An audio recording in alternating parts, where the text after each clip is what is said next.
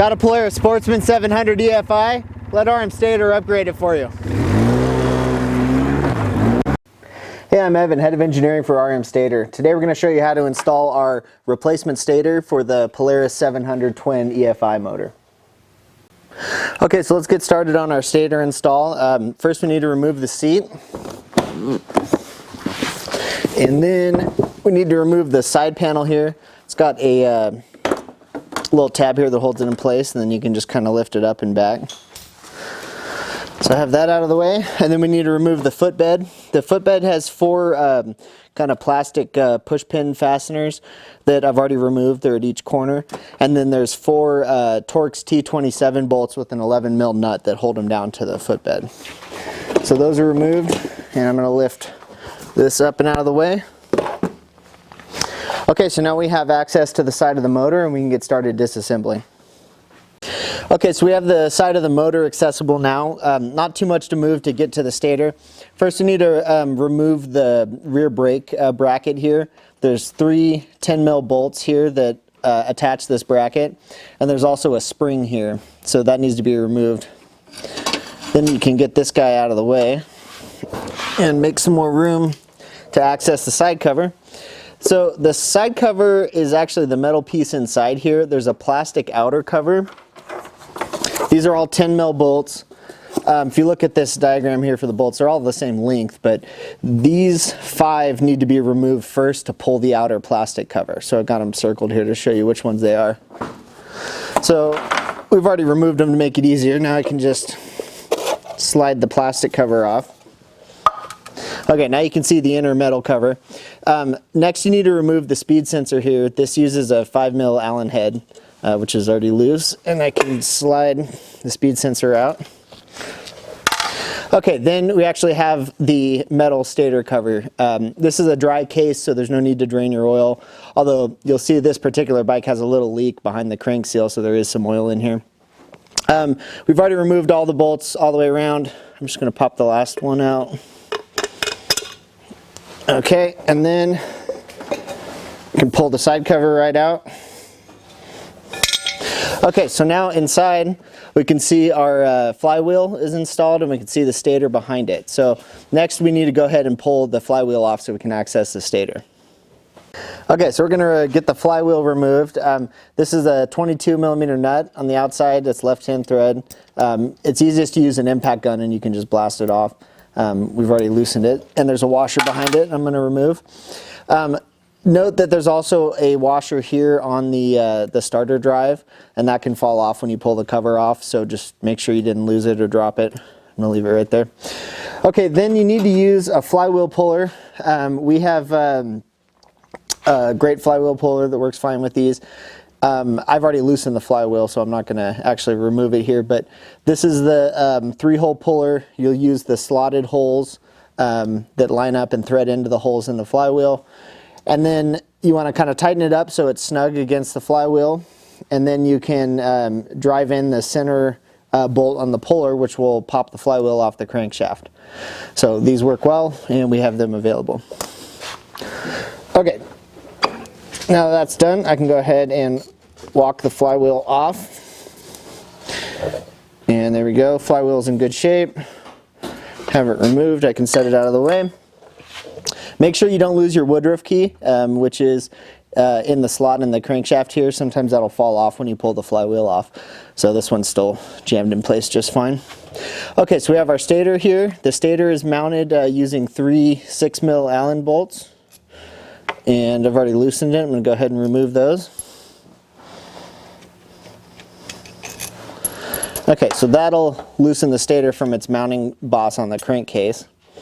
And then you have some 10 mil bolts here that are the kind of wire protector that keep the stator wires away from the flywheel.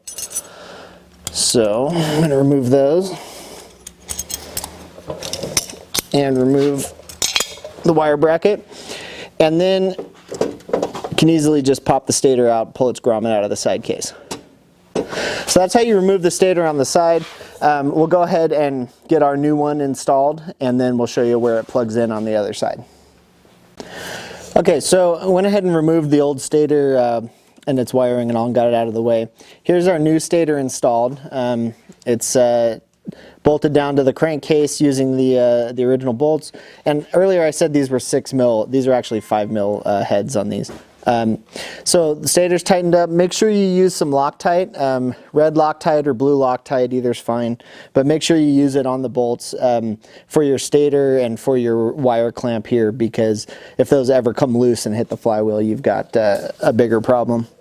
So those are all done and tightened up. I've got the wires routed behind the plate here and the grommet in place, and I've got the wiring routed, which we'll show you in a minute where it goes and where it plugs in.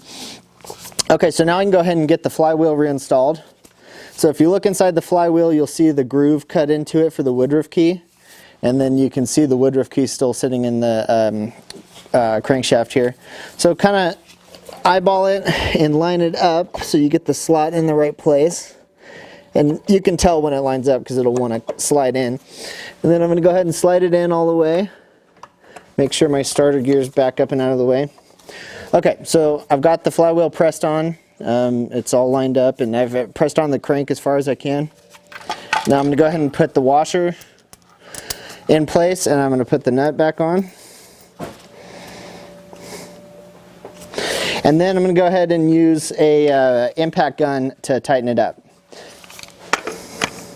Alright, so I have the flywheel nut tightened up, and it's fully onto the crankshaft. So I'm going to go ahead and put the metal side cover back in place. You can see that there's not actually a gasket on this, since this is a dry cover on this side. There's like a rubber gasket that runs around the inside. So I'm going to go ahead and line it up. Again, make sure that washer is still in place on your starter gear. And you might need to kind of move it around a little bit till you get the end of the starter gear into the hole on the side cover. And then I'm going to push it in and go ahead and get one of the bolts back in place to hold it. Okay, so from here I'm going to install the bolts and tighten up the side cover. Again, I'm going to leave these circled 5 out because they hold the plastic outer cover in place. So I'm just going to use these guys and the one I have in place to tighten up the side cover. And then once I have that done and the plastic side cover in place, I'll go ahead and put the speed sensor back in and tighten it up. And then I'll go ahead and reinstall the brake bracket and the spring. So I'll get all that done and then show you what it looks like when it's back together. Okay, so here's our completed stator installation. Stator's installed, flywheel's installed, we have our side covers back on. So I was calling this a speed sensor. This is your ignition pickup, so I guess it is a engine speed sensor. Got that reinstalled, the brake bracket reinstalled. And so from this point, you want to go ahead and put your footboard back on and your plastics and all. We have it stripped down because we're showing you how to install some other parts, so I'm not going to show the reinstallation of the bodywork, but it's just the opposite of what you did to remove it. So now we'll go over to the other side and show you where the stator harness plugs in. You can see that the stator harness is routed just like the original, crossing over the motor right here. And it just runs up the side, and we have a connector and a ground terminal that needs to be attached. So we're going to go up there and show you where those go. Alright, so you can see we have all the plastics removed from the front, and you can access the stator wiring harness. It's routed up the side of the frame here. And we have one of the yellow wires off the stator harness that plugs in here with this bullet connector. And then we have the brown wire from the stator harness that runs over to this ground terminal right here with the other brown wires. Then the harness is routed down underneath, follows the other wiring, and plugs into the regulator up front here. Make sure you use the included dielectric grease on your connectors to prevent any sort of corrosion. So once you have that plugged in, your stator installation is done. We're going to leave the plastics off here because we're showing how to install a regulator and some other parts, so I'm not going to show reinstalling those pieces. But that's about it for your stator assembly. So when you're doing any work on your charging system, it's a good idea to go ahead and check it when you're done. Just make sure everything's working well. Since we've installed a new stator and regulator here, we're going to make sure the charging system's working right. I have a voltmeter set to the 20 volt DC range and connected to the battery terminals. So we're measuring the resting voltage of the battery at about 12.5, which is good. I'm going to fire it up and we'll rev the motor up to 4,000 RPM or so. And we should see the voltage climb upwards of about 14.5. So let's see what happens.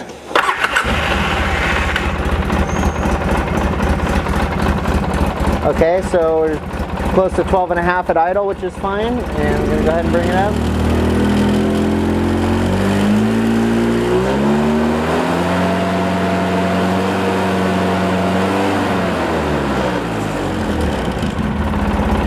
So we're seeing almost 14.4 volts or so, which is perfect. That says our charging system is strong and our voltage regulator is working well.